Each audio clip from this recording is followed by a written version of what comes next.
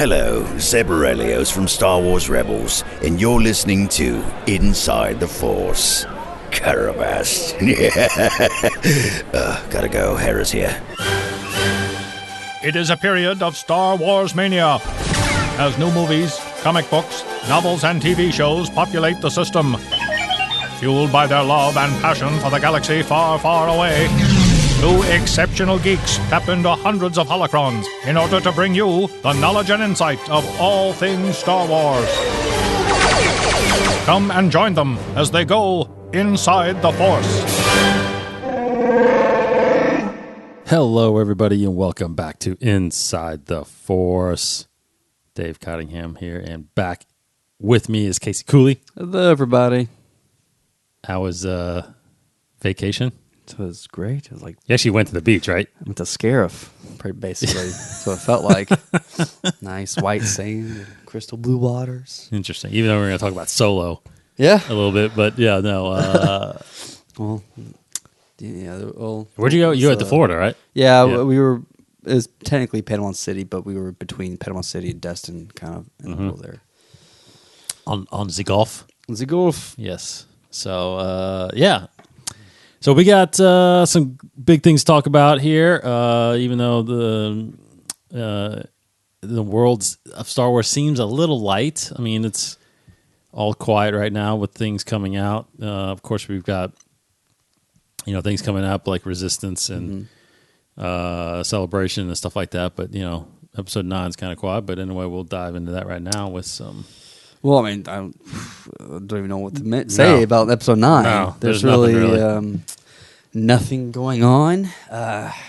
Honestly, I can't remember since the last one we talked about. There's just been, even Reddit's pretty quiet, I feel like, because I've heard there's a couple of reports out there for some rumors of some spoilers, but Yes. obviously I'm kind of staying away from that because I don't think it's worth my time. Other than that, yeah, I was trying to think of, I feel like I did read one. I read one rumor about Hux. Did you read this one? No, I'm not.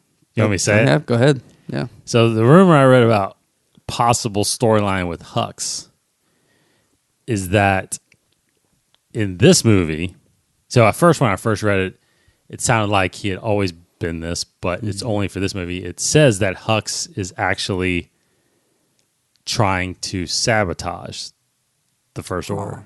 So when I first read that, I was like, "Oh wait, has he been a double agent this whole time?" But This he's not. is a actual rumor that's being touted as As part a of the possible movie. storyline, Yeah. Oh, okay. Rumored storyline about him. And what it goes on to say then, which makes sense, is that he doesn't like Kylo Ren leading. So he's trying to basically get rid of Kylo Ren. So sabotaging from the point of basically point end of of 8. Episode 8. Yeah, okay. Correct. So that made more sense. that could be- And I was like, yeah. interesting. Sure. Well, because, everybody's referencing, he went for the gun, when Yeah. he's laying there kind of thing. So, yeah. I mean, I can definitely and of course, see he them. choked him like 5 times, Yeah, I tossed him across the ship. I mean, no, I can definitely see him trying something like trying to kill him behind the scenes kind of Right. thing. But not in the terms of wanting to get rid of the First Order, because that No, kind of he sounds wants like to be the leader of the First Order. Yeah, I can see that. Yeah, That's I kinda could. cool. That makes sense, but I don't know if it's true or not. Yeah, man, no, it's too quiet right now for the movies. To be quite honest, I don't know what they're waiting on to reveal everything else. It's JJ, man. It's top Well, secret. not just that, but Oh. the other movies. Oh, yeah. More Yeah. information about that. I guess Celebration, they can wait for as long as they need to. I read somewhere, it's been a couple weeks, but Rian Johnson is already starting to work on his next movie, which isn't Star Wars, but some other film he's working on, Rian Johnson. So, That's right. Yeah. and people are just talking about, well, then that must mean that the Star Wars movies that he's working on will be after that, which puts it late, 2020, 2021 kind of thing. So, geez, so they can wait till Celebration to really announce anything. Which or isn't? No, yeah, you're right. That's the next thing. I was about to say D23 is next year also. So that's early. I think it's early next year. I think it's August. August? Oh, I thought it was like April. No, I think it's April Celebration. Okay, so I flipped. Yeah, and then D23 is August. So So the next big. I mean, New York Comic Con's coming up, but that's We just there's only had, panels there. There's nothing like we just had a bunch of cons. The Dragon Con just happened, so Yeah. nothing. No one's and talking. New York's kind of the biggest one left, and I think in December, but again, that's just probably a trailer maybe for 9. I think December has Mary Poppins coming out, and is there? No, there's not. There's another Marvel. No, Captain Marvel's coming out That's March. March. So maybe there's something around there. But no. But that's announcement pretty- wise, Celebration is the place. yeah, for sure. Yeah. I mean, So unless we'll they see. just I mean, everything. The only news we've been getting of Star Wars new stuff is Resistance, really. So because Jon Favreau's show, there's one piece of news that is TV related or Disney streaming service related that I think definitely relates to Star Wars, but it's more so focused on Marvel. yes. But as I pull up that article, the Disney streaming service, which is still not officially named, but Disney Play is the tentative title, they are going to be rolling out some Marvel live action Marvel Cinematic Universe shows. So this is all going to tie into the MCU films. And so bear with me, this is Marvel related. But basically, in a nutshell, there will be MCU TV shows about the heroes, I guess, / villains that we've kind of seen in all of these movies. So the 2 shows that are kind of being talked about right now is a limited series about Loki and a limited series about Scarlet Witch, almost like an anthology, where each season is like an 8-episode season. Each season's about a different character that we know. That really hasn't had a whole lot of time to shine in a solo film or like a solo story arc in one of these movies. So maybe like a Hawkeye movie That's might pretty happen, crazy. or something like that. That I think it's a great idea just for Marvel in itself, because it's just more content that would keep building on that world, which I love, and I love that franchise. But what this means, it's opening the door for Star Wars to do the same model, Correct. which I think Star Wars needs it even more so than Marvel, because Marvel's already been doing that, really, with the Netflix shows, the ABC shows. So I think Star Wars, hopefully, I'm sure they're already talking about this. They've got to already be working on this, you think. They always seem a few steps ahead, but they're not really letting us know that.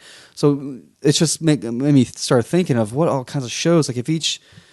if there was like an anthology of shows and each season was about a different character, set of characters, or even different timeline, like what could that be? That just opens up possibilities of anything. If they want to do an Obi-Wan season, if they did something like that, but if they're focusing on new characters every single time, that's cooler. I love that. Yeah. It could even be. I was thinking, would Jon Favreau's show be, in a way, that first season? Would his show sounds like it's a long running show, potentially 5 seasons, but I was just thinking like all the different storylines that could happen with this, and it got me really excited. And I think it's definitely possible. Well, I inevitable. think, yeah, and I think just an extension of that is just past weekend. I know I'm getting away from Disney and Marvel, but this past weekend, DC launched their DC Universe, their that's out. streaming service. It started on Saturday, so cool. I pre-ordered it and I got into it, and it's for a DC fan, I'm a DC fan more than I am a Marvel fan. So obviously, it's very nostalgic right now. It's just all like a lot of old stuff. Do they have all the movies, all the old movies? Most of them. Yeah. So like Superman 1, 2. Yeah. And I think only 1, 2. And I think Returns? only 1 and 2. No, Returns is not on there. The original Batman Returns. I guess the older movies would be easier to get for them. Yes, Which is I weird, 'cause guess they own it all. they have they have the whole like Wonder Woman series. They have the old Flash series. That's cool. Adventures of Superboy, Oh wow, Lois and Clark, Superboy. 'Cause Superboy. that was hard to come by Yes, back in the day. The whole series is on. That's incredible, because I haven't seen it. Because I've always heard like no one has it. Yeah, I've seen it. I've seen like bits and pieces of it. Wow. And you said The Adventures of Lois and Clark? Lois and Clark That's are on awesome. there. Yeah. I think the 66 Batman series is obviously on Any of there. the animated shows? All the animated That's shows. freaking awesome. That's Justice almost League, worth it. Batman, Superman. That's pretty much worth it. Yes. For me. From 90, I didn't realize, but from 92 to like 2011, that's like, it was all Batman, and then Superman, then Justice League, and then Justice League Unlimited. It was Batman like- Beyond. They have Batman and then Beyond? Batman Beyond's on there. Sweet. Young Justice is on there. Oh, that's great.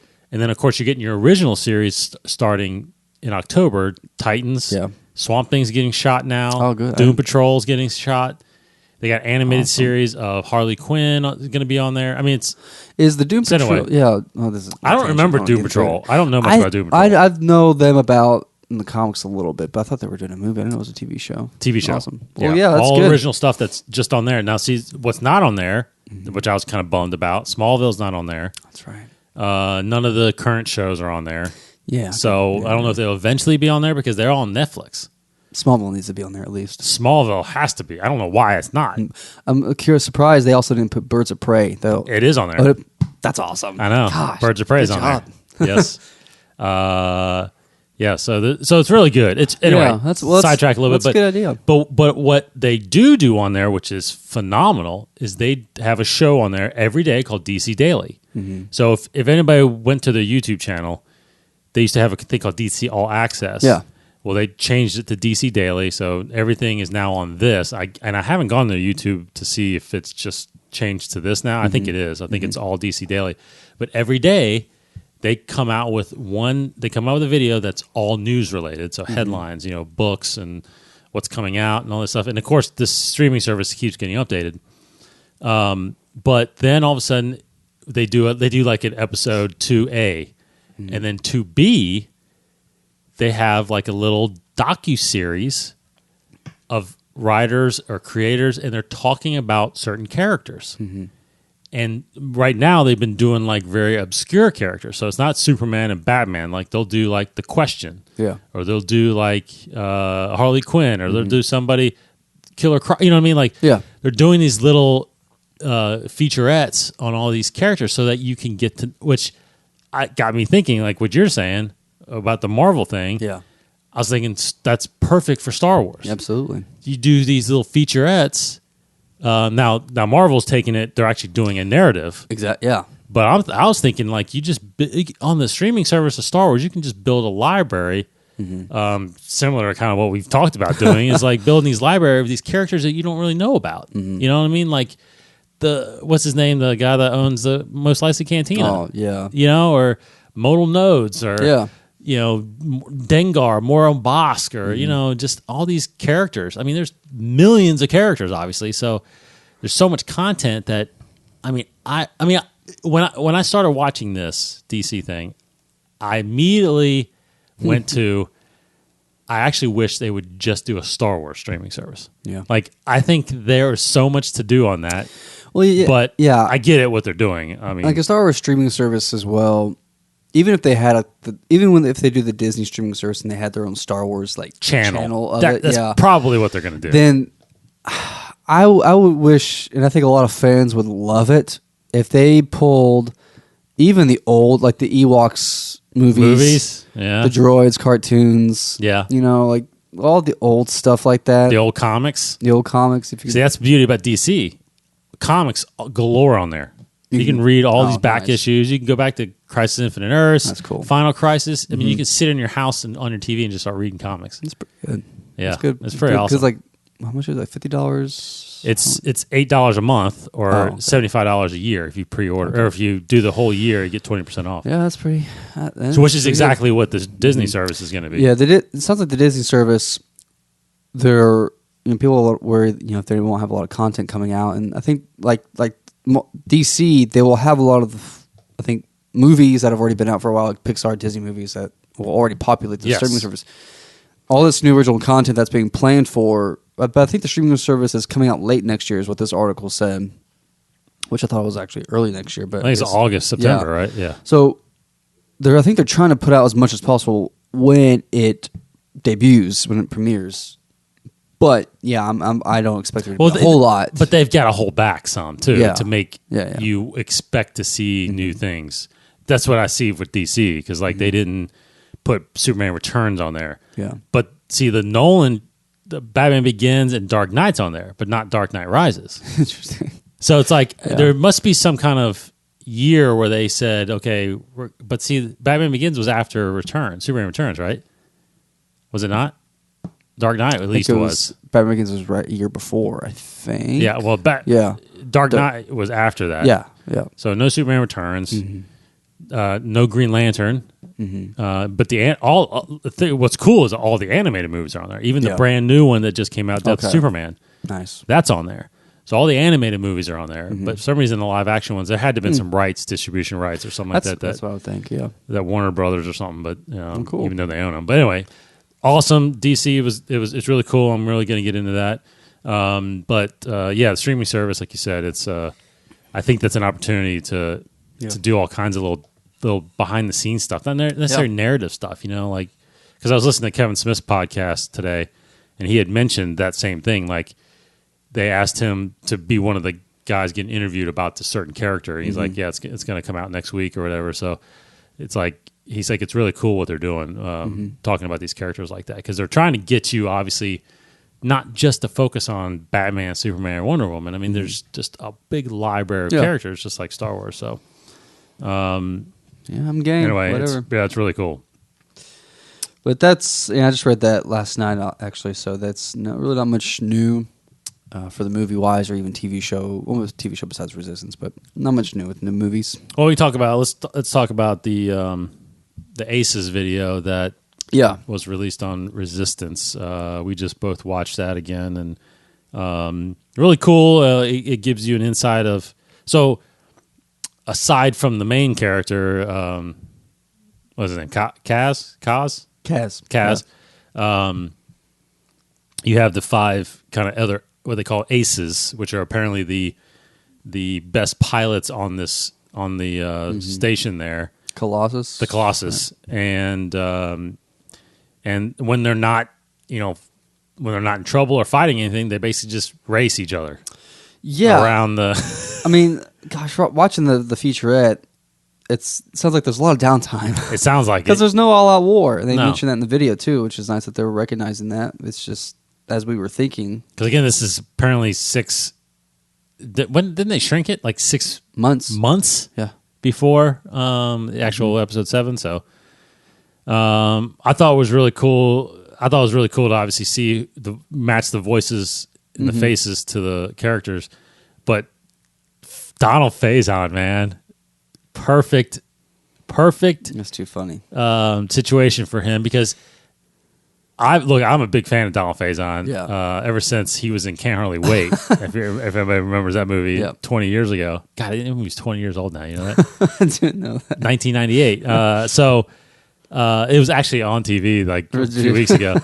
But obviously people know. I didn't really watch Scrubs religiously. But he's obviously a big character in that. Clueless was my big introduction. Yeah. But people don't know, not many people know, but he was involved in Star Wars Detours. Right. Because he's a big fan he's in Robot Chicken a lot with those guys, Seth Green and Michael Senrich. So he was one of the main kind of storyline with these 2 stormtroopers, which was played by Donald Faison and Breckin Meyer, another big character, voice guy with Robot Chicken. So he would have gotten into Star Wars then, but then that series never got... streaming service. Yeah, exactly. It's coming back. So hey, but now he's got his wish, and people don't know either that maybe not know, but he did a couple stop motion animated films. Have you Donald Faison or Breckin Meyer? Donald Faison stop motion Lego ones. He did called it was the Black Stormtrooper. Have you ever seen that? No. Oh my gosh. I don't think so. I don't think I'll see. He did these stop motion ones where he voiced a black suit. It looked like a Death Trooper, not like black, thin black, but it's a stormtrooper. But he did a couple of those, I think, and so so he's a huge fan. And, And Dave Filoni apparently named this character. he made it around him. That's so funny. Hype Faison. Spelled differently, Faison. Yeah. But yeah, Hype Faison, played by Donald Faison. What the heck? He's a Rhodian. That's awesome. And he's got like facial hair. I guess it's Rhodian facial hair. Yeah, this show is going to be very unique. I mean, if for anything, it's just such a different look. at this universe, and that's what's exciting me most about it. It is. Because I have no idea what the stories are going to be like. I see stormtroopers in these shots, Kylo Ren's ship, I guess, flying around. Did you see it? Yeah, Yeah, that was a really quick people shot. are freaking out about that. What? Like, I mean, I'm sure they'll bring all these other people in there, like Rebels did in Clone Wars, and there'll be little skirmishes here and there. But for the most part, it just seems like well, yeah, and Phasma's going to be in there Phasma's in somewhere. it. Yeah, I have no idea what's going to happen in the show, but it's just I'm excited for the animation and for these characters and the ships, and it's just so unique. Yeah. But I will say, of all the things you just said, which is very exciting, I will say personally, I am going to.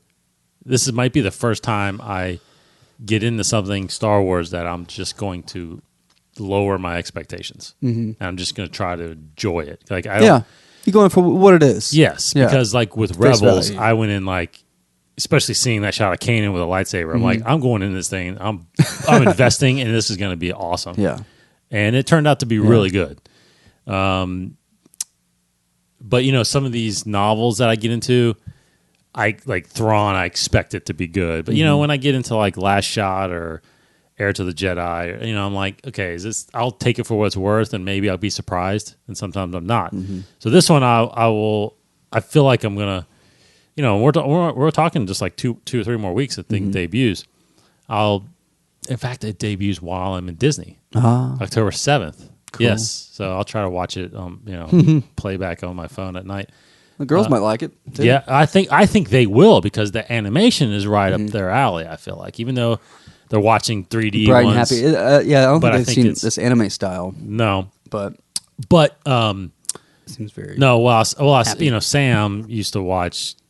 I mean, I know it's different, but she used to watch Teen Titans. Which Yeah, was well, it's the same very characterized, hyper animatic yes, characters. but she loved Pokemon for a while. Oh, that's right, she did. Loved Pokemon. That's right. So I think she'll get into it. I think she gets into it, and I think the subject matter will be more inviting. I don't think the show. I hope to be surprised. I'm not disappointed if it doesn't meet these expectations, but I don't think the show will get too dark. I think it's going to stay lighthearted. I mean, there's battles. And I was just looking through some of the crew here because the video revealed who the head writer is, and because we've been talking about it's got to be some people from Rebels that are in this. Like, who's the new Dave Filoni? Basically, is what we're talking about. Well, it's essentially the executive producer and the head writer. So not the head, Not the supervising director. Yeah, but the head writer is a guy named Brandon Allman. He's wrote and produced a lot of animation for Marvel and other Disney owned shows. Yeah. So, and they're all very much like Teenage Mutant Ninja Turtles. So very much the very kid friendly action shows. Mm-hmm. Nothing dark really whatsoever, besides just animation, violence, and fighting. There's nothing nothing too crazy. So, just looking through this lineup here, I expect the Resistance to be very much in the same vein as these shows. Mm-hmm. So it's. Yeah, the Avengers, Earth's Mightiest Heroes that appeared like 6 years ago. So Max Steel, like all these really young kid Disney shows. Yeah, I don't think it's going to be too crazy, but who knows? Maybe as the series goes on, it gets darker and darker. But again, I don't expect it to do that. I think this is a perfect place. It kind of is with this new canon, an unmet market of just lowering the demographic to younger kids. And I think needs that. Star Wars needs that. And I think hopefully there'll be storylines there that we can enjoy as well as older fans. Very true. So October 7th, the thing debuts, which 10, is right? 10 or 9:30 at night. It's late. I think it's 10. 10 at night. Yeah, which is a Sunday night. I'm sure I'll watch it the next day probably. Yeah. I'll be coming back from Magic Kingdom that night. And that night, we're actually staying for the fireworks. Is it magic hours that night for Magic Kingdom? So I don't know. But fireworks. So But parks close at 10, don't they? Parks normally closes at 10. Yeah. Yeah. The fireworks usually go off about 9:30 or so. So we want to, because that's the only night we'll be able to see the Magic Kingdom. They just changed a new show back in May. Tinkerbell not swinging anymore? She does. Zip lines anymore? But all the animation that's on is different. Updated probably. Yeah, updated, new song and all that stuff. So cool. Of course, we've seen it on video. People, yeah, okay. we just haven't seen it in person. But Saturday night, the night before that, I'm at Planet or I'm at Hollywood Studios, and I'll see the Star Wars one, Cool. which they've added episode Yeah. 8, obviously now. So and Solo, apparently. So real quick, some side news that was talked about.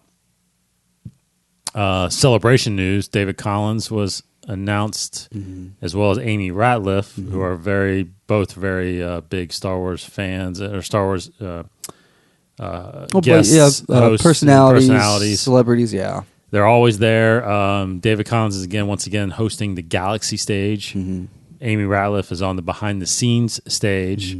So, if those of you that were at the last celebration, they basically had a main stage and then 2 stages, Galaxy and behind the scenes, that were streaming what was happening on the main stage. So if you can't get into the main stage, then they'll filter you into these other stages where you'll be able to watch. But you'll be in one of 3 rooms that is watching live because it doesn't go anywhere else. And what I was surprised by those satellite stages was you go in thinking like, oh, great, I'm just going to watch TV the whole time. Well, they have the host there, and there's a unique little pre-show kind of entertainment. We had Warwick Davis. That's right. For the Last Jedi panel, and that was awesome. Yeah. I think he was on the Galaxy stage. Stage. Because Collins wasn't on the Galaxy. He was on kind of his own. He was just doing panels. Like he did the Battlefront. He did the Battlefront 2, and he did the Rebels panel, I think. And maybe not. The Clone Wars one, I think. Wasn't it? There was it was Rebels. Yeah. It was Rebels. Yeah, you're right. And then Ratliff was at, I think she was at the behind the scenes one, I think. So anyway, so they'll be there again. Of course, everything just seems like it's shaping, just like a familiar Star Wars celebration, which is fantastic. I can't wait. So after our last show, I think this is everything from now on. We're going to kind of dive into more Solo stuff here. Yeah. Because Solo just come out on digital this past Friday. Now, of course, it was funny because I put a poll out on Twitter that said Solo was just released on digital. How many times have you seen it since coming out? And I tweeted this out on Tuesday, I think, or Monday or Tuesday. And it's funny because people were voting, and then like for now 43%, which is leading, people have seen it one time. But there were several people that replied because I didn't include the option 0. Right. That's why I didn't answer. People were like 0. Yeah. I'm waiting for the Blu-ray. So I was like, wow. I was like, this is interesting. I'm wondering if that's really like what's the majority? Is the digital thing that they're doing 2 weeks before the Blu-ray? Because it's every movie. It's not just Star Wars. Right. Infinity War was 2 weeks before. Jurassic World, all these movies. It's like, are people buying the digital? Like, I just said they get me twice. I mean, I'm just I can't wait 2 weeks to. Yeah. And plus, when I buy the Blu-ray now, I'm only buying Blu-rays of Star Wars movies and really the Marvel movies and the DC movies. Like, I'm not buying Blu-rays. Like I wanted to watch Jumanji. I was like, I just bought it digital. I don't need the disc anymore necessarily because they got the ones on the digital now. You can buy 4K. Yeah. So I don't know. What do you think? Do you think people are actually buying the digital because you get the digital when you buy the disc, right? Yeah. So, but you get everything with the digital version as well. The special features, everything is there. You do. I'm surprised. I mean, it just felt like a lot of people are like, "Well, I wait because I want if I'm buying, like someone even said, if I'm buying something, I want to hold it." I guess that's still a big thing. I guess. I mean, I haven't bought Blu-rays in general, not even Star Wars Blu-rays. I haven't bought in a while, so I've done everything. I've just done everything digitally, and I haven't done Solo yet. So I am in the 0 category just because I haven't bought it yet.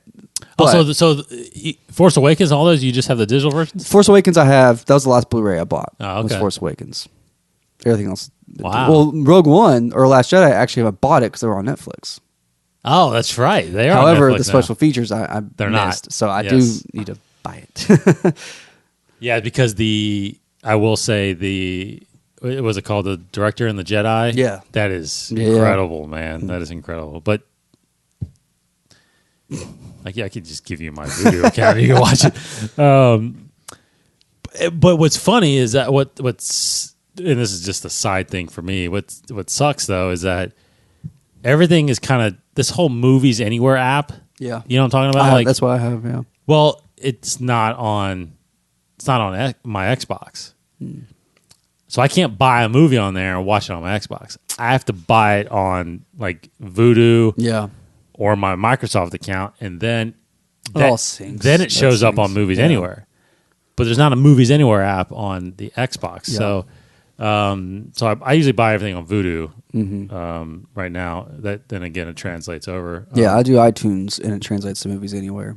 But Apple TV has the Movies Anywhere, Yeah, right? but it's also iTunes is there as well. But True, Yeah, yeah. either way it works. Yeah. So, but yeah, the featurettes it comes with all that, so it's really neat. So, but that's what's Star Wars. It sucks because I go buy the Blu-ray for my collection, and then Right.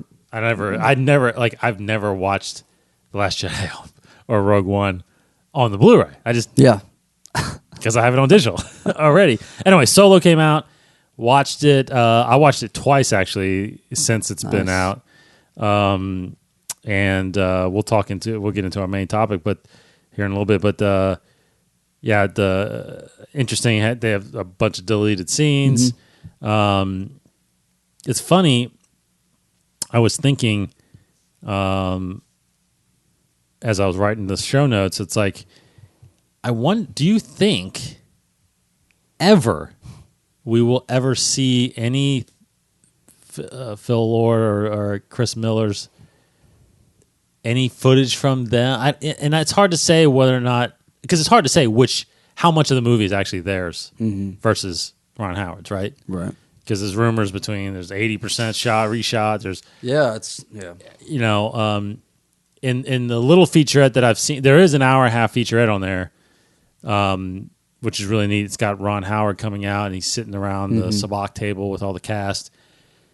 And one of the things they talk about early on is the first scene that was shot, which was the fight scene in the mud with Han and Chewie, right? And it just got me thinking. I'm like, so that means did Phil Lord and Chris Miller shoot that? Because they didn't say that, obviously. They didn't say, and they showed some behind the scenes shots, and all you see is the cam op and the and the boom operator or something like that. You don't see who's directing, so you don't see Ron. So I'm assuming that's their scene. So do you think we'll ever know for sure what was actually theirs in that movie, I'd be surprised if we ever did find out. or see any of their footage that they shot? I would love to see it. I mean, not for the sake of, I'm not necessarily in the camp of their cut and has to come out because it's justice. Like, I don't care about that, honestly, unfortunately, but not to be mean or anything. I just want to see, just for the fact, I'm just curious. I'm just curious to see what it looked like. I love what I got from Solo, but no, I don't think we'll ever really know. Unless there's 10 years from now, comes out like a big production book of Solo, and maybe it talks about it there. Or I was surprised John Kasdan didn't talk about it since he's been tweeting a lot. Yeah. Maybe they're all just don't talk about it. I know. I bet you they all had to sign something too that said they ain't going to talk about it. It's unfortunate. I mean, the footage I would assume is not going to get destroyed, Right. But I am curious because I was telling you guys about this in the office the other day. There's one deleted scene that's actually called Snowball Fight, and it's just Han and Chewie while they were on Vandor there walking. It's like they start having a snowball fight and tackling each other, and it looks like, again, I told you, it looks like a blooper reel. Yeah. But it's actually a deleted scene, and obviously, I'm pretty sure that was Phil Lord Yeah, it could have and been. Chris Miller. And I'm thinking, okay, well, they had enough to. That's what made me thinking, but they did enough to put that in the deleted scene because I don't think that's something Ron Howard shot. I wonder how much of it is in the movie. How much of any of those things that they did was in the movie. I don't know. I heard most of the deleted scenes are pretty much like you can tell why they were deleted. Like there was not a scene that was like, I wish that was in the movie. Yeah, I think the only one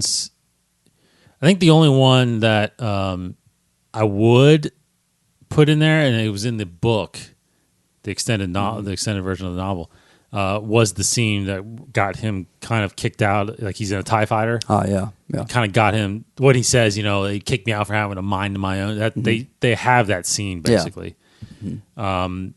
That would have been, I think, pretty cool to see a little bit more of that. Before they jump right in. I mean, because technically, there's no right when he says, we'll have you flying in no time. It cuts to him on Mimbam. Yeah, it took me, I think, the second time watching it to understand that he was kicked out of the Flight Academy. Yes, because first time I saw it, I thought they just immediately threw him into the trenches. No, that's what I thought at first. Yeah, the only wasn't line clear to me. Yeah, the only line is like they kicked me out for having a mind of my own. That's the only. So, but they actually show him in a TIE fighter, and it's not full. It's not done animation or graphics. It's very previs kind of stuff, a little bit, but it's funny because they had to have changed it a little bit because at the end of that scene where he gets kicked, basically he's in it's like Star Trek where Spock is in like in front of a council. It's like him in front of these council members or these admirals, and he says, he's basically telling him he's kicked out and all this stuff, and he's like, so what do I got to do now? He's like, we're sending you, to the infantry. And he's like, well, when can I, when or something about when can I get back to flying or something like that? He's like, don't worry, we'll have you flying in no time. Oh, yeah. And then it cuts to him doing the same thing, getting blown up, and so they changed because he obviously didn't say that when he registered, right? So they changed. They knew they were cutting that out. Yeah, just throw that line back. Throw that line back into the previous. Interesting. So again, maybe if I was a Phil Lord or Chris Miller thing, I don't know. And then there was a good scene. I thought that was a decent scene. And again, it's in the book. When they are running from Moloch, there's a scene where they run from Moloch. Right. Before they actually, I think, walk into the train station thing, or the not train Spaceport. station. Spaceport. Yeah. They have to jump into a batch of eels. Yeah. Like I've heard about sea this. and some barrels or something. Yeah, inside a barrel. Maybe like a Indiana Jones reference there. He pulls it out of his pants. Yes. See, like that kind of thing. I wish that was in. I wish that was in the there. reference. I do too. I liked it. That would have been a good nod. it. Anyway, so good solos out there. Of course, this coming Tuesday is the release of the Blu-ray finally. So all the people that responded on Twitter said zero. I'm sure they'll get it and start watching it. So the thing I wanted to talk about is also on Twitter. The activity since it came out was actually a surprise, and I'm really surprised by this because of all the negativity that centered around. And here's the thing: it wasn't. I feel like there wasn't negativity around Solo. It was all the negativity around The Last Jedi, which led to a boycott. Felt like it. A boycott almost of Solo. Yeah. But no one trashed it because they didn't see it. But everybody saw Solo. Like, this is a great movie. I mean, I can only think of one person, but I'm pretty sure I've only read a small amount of people that actually didn't like it for the story and for the movie itself. Yeah, most of the time it's people that you just described, but because there's really nothing I don't think inherently wrong with the movie. No, if anything, it's like my thing with it is it's good. It's not like a unique surprise story. Like if you knew the kind of genre it is, you already know certain things that could happen. I mean, the biggest surprise of the movie for me was Maul. Maul, of course. So that's the biggest surprise of any Star Wars movie. But totally, But I mean, in what of course with new characters, it's always like what happens to them. You know, Beckett, Kira. Like Val dying that fast was a surprise. Rio dying that fast was a surprise. Anyway, but the talk on Twitter now I saw is that people are pushing for a sequel. Good. Like they're tweeting at John Kasdan, like make Solo 2 happen. In fact, I saw a logo someone wrote had a Solo 2. Star Wars story. Two Solo. So I just wanted to kick around ideas like if they greenlit a Solo sequel, which seems could they really do it? I guess they could. I've thought about this recently. I'll go ahead and kind of dive into it a little bit. talking with Cody a little bit about this because I don't think you should do the cash grab of let's make a direct Solo 2. Solo 2 will just continue his adventures. Or even like the Lando movie that they talked about, like that's just such a cash grab. They did talk kind about of movie. that. Yeah. So instead, like we talked about before, with this Underworld era, do like a sister sequel where it's a sequel. It takes place after Solo, but it's just some of the same characters. Like it's more about the syndicates or whatever. Or Solo's in it. He's not the main character, probably. Maybe it's another guy who's the main character. But or maybe it is. I mean, it can be Solo, but I think it's more so a story now about the syndicates and about a war that's building. Crimson Dawn trying to take over, with maybe the Outer Rim or something like that. Yeah. And it's a rebellion of sorts, but you're fighting Crimson Dawn instead of fighting the Empire. The Empire's just there. But I think it has to be an Underworld themed sequel, not necessarily a Solo 2, but just something in that same world taking place after Solo. Right. That's generally how I think it should go, not Solo 2. Okay. But if they made a Solo 2, Yeah. what Well, could could it be? could be about? I think the only do you- storylines you just have to finish with the Kira storyline. Yeah. And the last thing that I left Solo, my biggest thing that I didn't like leaving Solo was, to me, Solo's character at the end of the film doesn't line up to start. And you and Russ talked about that last week. Doesn't line up perfectly, and there's so much time in between there to where you need to have another story that puts him closer to how he is as Solo. Because before the movie even was finished, and we were talking about the movie leading up, I kept thinking like the only justification I have for a Solo centric film is to show him as becoming this curmudgeon, doesn't trust anybody, he's rude, scoundrel guy. We saw that a little bit at the end of Start of A New Hope, and we've always read about it in books how like he had this really bad previous life before he met Leia and Luke. We never saw that. Like he was racing all the time. He was he was a criminal. Solo, he's so aloof and so naive. And yeah, he's a criminal, but it's like he's a little bit of Magoo about it. He's not a hardened scoundrel criminal yet. His heart isn't necessarily broken. Like, yeah, he was brokenhearted because Kira left, but it didn't seem totally depressing or a total low point for him because you ended with hope of the rebellion. You ended with Infus Nest. Yeah. And all this stuff. So I think you need another story that puts him even lower, that pushes him even further. So Kira really betraying him, dying if anything, I think you need to have that tragic thing happen to Han Solo to make him who he is. Right. So that's how I think it should go. Yeah, my big question is I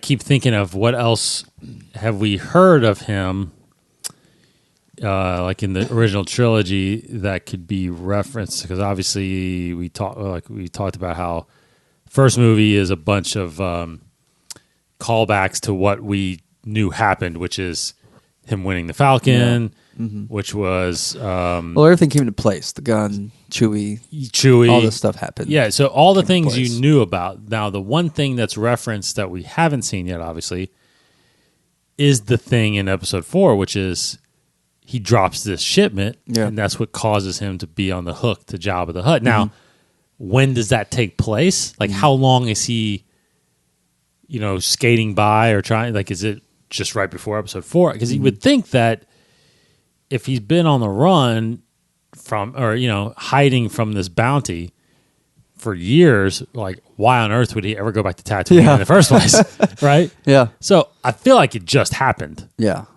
Seems like it. So I wouldn't want to see that. Plus, you're getting too close to Episode 4 anyway.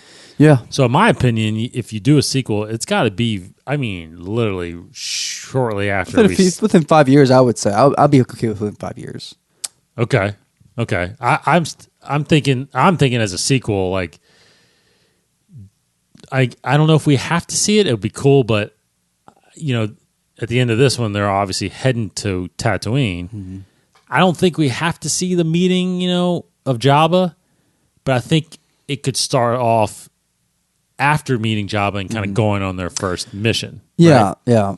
yeah. And like you said, I'm with you. I think it has to be about the syndicates. It has to be about somehow what I think would be cool is if him and Chewie are out, maybe they meet up with Dengar or something like that, and they're on a job with him.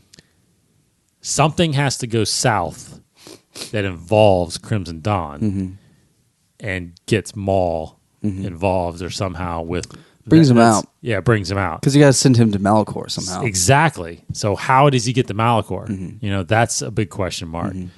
It just straight up needs to be a mob movie to me, like a Godfather type of thing. Like you have these 5 families, kind of in a sense, these fighting, all this inner strife. That would make sense to me. And it could be, or like you said, it could be centered. Actually, could be a Darth Maul movie or a Maul movie, and Han just happens to be in it. Well, I think Maul would be the main villain of that kind of thing, or Crimson Dawn would be the main villain, and Maul is that head of the big threat above that. But yeah, I don't. And Han, it would make sense that Solo would be the main character because I see it as starting off. He's already with the Hutts, yes, and he's a big guy with the Hutts and all these other bounty hunters, Greedo and everybody. Before the shipments drop, I think that is something that I would love to see. That. I think it's much later, though. Yeah. I think it's... See, and this is kind of a tangent, but I'm fine now with, obviously, because I have to be, I'm fine now with recasting.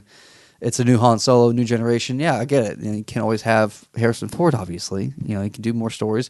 But where I do have a problem is if you have a Solo movie and the story leads right into A New Hope, where it's essentially the same movie, much like Rogue One in Episode 4. Oh, wow. And we saw Leia. They showed it was Carrie Fisher Leia. It wasn't a recast Leia because that carried over seconds. It was continuous. I would have a problem if they did that with Alden Ehrenreich. Yes, I would too. Having a story like, I'm about to go. Okay, well, he's outside of Mos Eisley Cantina. I'm going to the cantina now. Yes. And then cut. Harrison Ford, like, what? No. I it's agree seconds with that. later. You can't just visually change that. That to me, that would confuse fans a little bit, but not a lot. But maybe it would. No, I think so. Make them stop a little bit. But if you have a movie that's a year or two before and it's a clear cutoff point, like this story ends, the next story is Harrison Ford. I'm fine with that, even if it's within a year part. I can be okay with that. So if the shipment dropped, I don't know if they should do that, just because I feel like that's too close to A New Hope. Yeah, I think it is too. But a sequel to Han Solo with Alden, I would say 5 years or so if they wanted to. That's fine. Where he's much established in the Hutts syndicate. Yeah, but I think it needs to be a syndicate war. Yeah, and that just raises a question too, as I started thinking about how does Maul get there? To Malachor? Yeah. I don't know. Because you think about it in Rebels, now obviously I'm sure they thought through this, but in Rebels, when we meet Darth Maul, or Maul, whatever, he has a clear-cut objective, which is to find Obi-Wan Kenobi. I mean, he somehow knows that he's still alive, or he's trying to figure out if he's still alive. Yeah. And once he finds out, he's trying to hunt him down and all this stuff. So at some point, somewhere back in the past, or when he, I guess while he's building this crime syndicate and building Crimson Dawn, is he not even thinking about that? Like he's going basically, I mean, he's gone 12 years. No, about 9-10 years. Well, Solo will be 10 years after Siege of Mandalore. Yes. So he's gone 10 years building this empire and not really worrying about Obi-Wan. So then at what point does he get out? Because it seems like Crimson Dawn is no more by the time, because we've never heard about it, obviously. Right? Throughout the original trilogy, it's always just the Hutts and Black Sun and some kind of. I mean, I don't think that's necessarily canon yet in that period. I guess not now, right? Because Black Sun and the Pikes, unless they're mentioned in a book, right? So the Pikes, and then there's supposed to be a fifth, which I don't remember. Crimson Dawn, Pikes. I feel like it was almost figured out, but I can't. Yeah, Huts, Pikes, Crimson Dawn. There's and Black Sun. Black Sun, and the fifth. Yeah, I don't know what the fifth one is necessarily, but but we've only really dealt with the Hutts in the original trilogy. So I'm just wondering, at what point did Maul?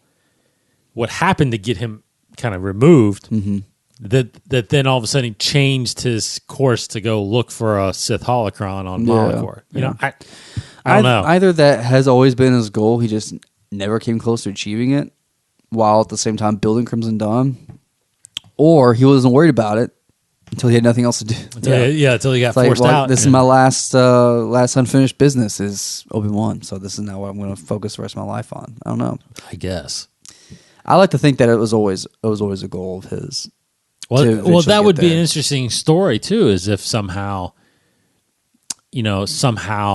Obi-Wan gets drawn out, and he gets wind of it, that there's a possibility that he's alive, and that's when he decides he's going to go look for this holocron and gets stranded, because it looks like he's stranded right on Malachor, like he can't get off of there. And it's always been a question that I had ever since I saw him on Rebels, was like, how long has he actually been there? Yeah.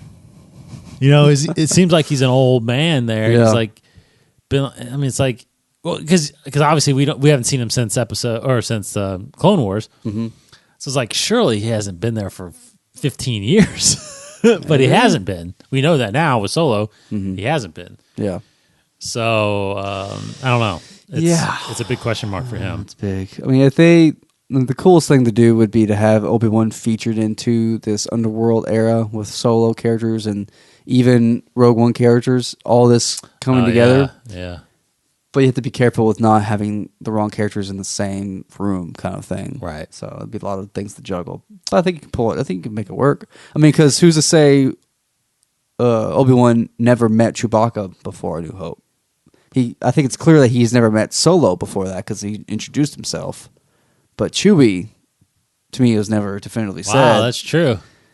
That he, because that might not be the first time they see each other at the bar, right? Yeah. So, I know. Hey, I remember you. It's been a while. Are you still like a pilot? That is kind of awesome. Thing, you know, that is awesome. So maybe the Solo sequel, like Chewie, they're on Tatooine, Chewie runs into. That's maybe why he goes there. Yeah. Because he knows he can find Chewbacca possibly maybe there. Or someone like himself. Hey, because he was talking to that other pilot. I can't remember his name, but he then he walks away, and then Chewie walks in. But doesn't he refer to when he's talking to Luke? Doesn't he say like Chewbacca here knows a way we can get off or something like that? He says Chewbacca has a ship, or Chewbacca's first mate on a ship that might suit us, or something like that. Is what he says. The way he refers to him, it's just.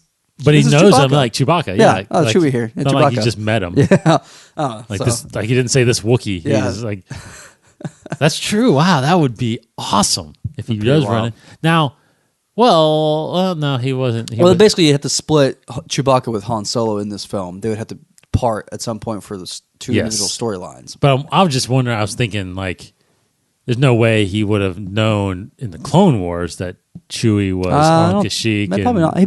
He would have known Yoda fought with the Wookiees. Yes, on Kashyyyk. Maybe that's their connection somehow. They could you know Yoda? I know Yoda. Yeah. I don't know. He could have been like, I fought with Yoda in the Clone Wars. Really? Oh. Yeah. By the way, he's still alive.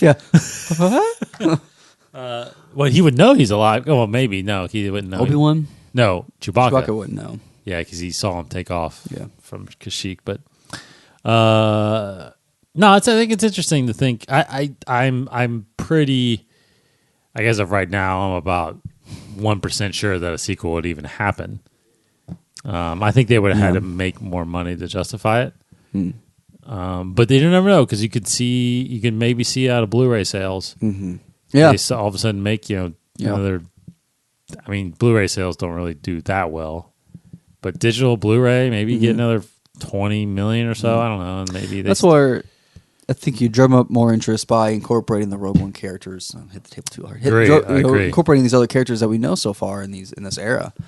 Saw Gerrera. I mean, definitely. I think everybody. I don't think anybody disliked Forrest Whitaker or Saul. No, like that would bring so much more people back. In fact, I mentioned it. Krennic. Yeah, in fact, I mentioned in the solo novel, I wish that scene Yeah. would have gotten shot Mhm. with Saul. How old was Jen around that time? 10? She was 10. So if you set Solo 2 five or so years after, well, because we also got to think Maul on Malachor was 17 years after, 16, 17 years after.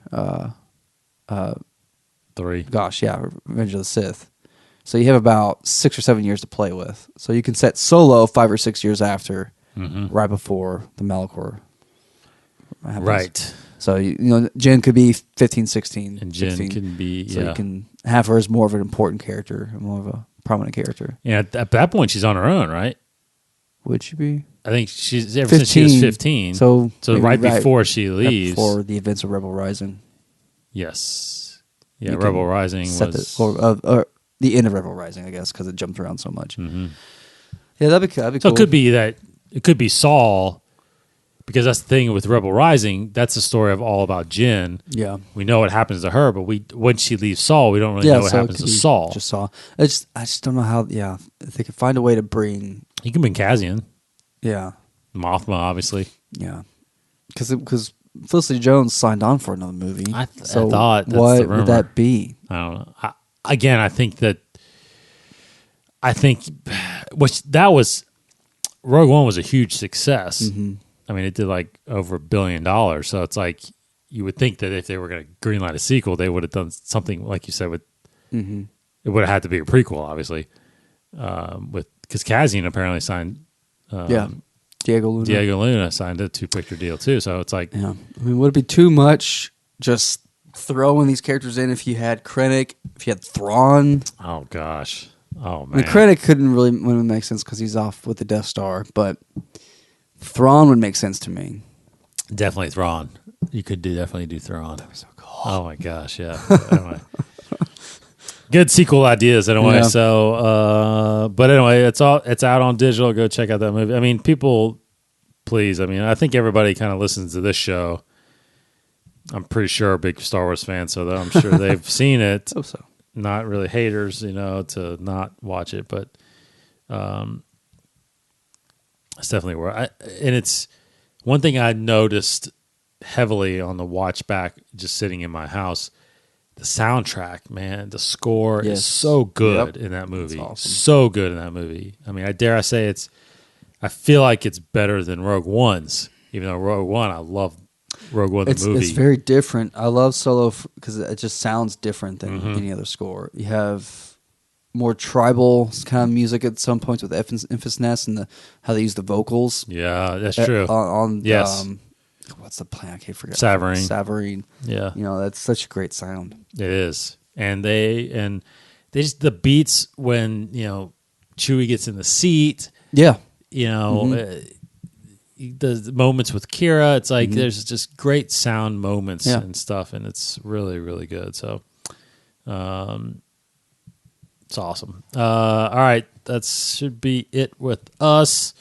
Thanks for listening. We will be back next week, of course. Go to InsideTheForce.com. Check back all of our shows on there. Follow us on Twitter, Facebook, and Instagram. And I was going to say something about something else, but I forgot. So don't worry about it. We appreciate it, everybody. He's Kryptonian113 on Twitter. I'm D Cottingham21 on Twitter. Check out our. I'm going to get back to doing a little bit more polls. This is good interaction and stuff like that. So anyway, thanks for everybody. For Case Cooley. Bring the ship and come to me on Dathomir, and you and I will then decide what to do with the traitor Beckett and his accomplices. Nice. Dun, dun, dun. I just listened to the latest Full Sith episode. They had Sam Witwer on. Yeah, actually, that's what I was going to mention. I was just Freaking thinking. great interview that Brian Young did with Sam Witwer. Has some awesome insight Oh, on the film. Well, I don't know. Maybe it's not the latest one. I don't know. Was that I might be a week on Full behind. Sith? Full Sith. Oh, I was about to say. Well, it's a slash film interview that Brian Young did that they put on Oh, okay. Full Sith. I see. I didn't. I just saw that. I didn't. I haven't listened. I haven't listened to all the previous week of that. I just because I saw some where it's like, oh, I'll listen to this one. They did, but I was going to mention they had both last 2 weeks on Star Wars show. They've had Sam and then they had Ray Park. Yeah, Ray Park. Mm-hmm. So interesting to see. And it's funny. The Ray Park. Did you see that one? Mm-mm. He talks about how when he got the call to do Solo, he was freaking out because they're like, "Do you want to do it?" And he's like, "What do you mean? Yeah, I want to do it." He shaved his head. Yeah. And he starts working out. And he does Instagram a lot. Well, apparently, he Instagrammed himself while he was doing it, and no one knew because he was like, "Oh." Some in the comments had to be like, "Why? What are you doing? Why are you doing that for, man? About to do some work?" I mean, no one. He said no one said anything. No one mentioned anything. Looking a little mallish. He said he was. Yeah, he said he just shaved his head, and then they showed while he was on the Star Wars show, they showed some behind the scenes of him training for episode one. Yeah. And he's a really skinny guy. He was little. He's 21. He's 21, yeah. And now he's like, ripped and big. So Maul has been built up, so it's like it's a different size Maul. Yeah. A little bit, but it's well, if you guys listen to Full Sith and hear that Sam Witwer interview, I mean he's probably talked about it in other news sources as well. But he talks about the story like Ray Park really did his research before, again, of his own character. Because he did the movie, but Sam Witwer's done so many more things of actually voicing him and giving him dialogue. Right. Where Ray Park definitely watched all those episodes and perfectly got in the mindset of where Maul is at this point in his life. That's where awesome. he is this older guy, and he has a much different cadence about him. Even Sam Witwer, like the recording session that they had to do, like Sam Witwer recorded it first, Ray Park shot it, lip synced in a way, but even went a little further in his performance, where then Sam Witwer had to go back and re-record, and they just went back and forth, and like playing, just building on each other's creativity, because you have Ray Park who created the persona, yes, and then Sam Witwer that carried out the manifestation of it, and through dialogue and through all the other action scenes in Clone Wars and Rebels. So these two guys together it's awesome. Like it can't beat these pair. I And I want to see more of it. That's awesome. So cool. I hope they do something with him. I feel like they will sometime. Oh, they got to now. Yeah. All right. Thanks everybody. Take care. Have a great week, and we will check you guys out next week. He's Casey. Goodbye, everybody. I'm Dave. May the Force be with you. Thank you for listening to Inside the Force, a Star Wars podcast hosted by David Cottingham and Casey Cooney. For more shows, additional content, articles, and the latest Star Wars news, please visit InsideTheForce.com. Inside the Force. For the Force in all of us.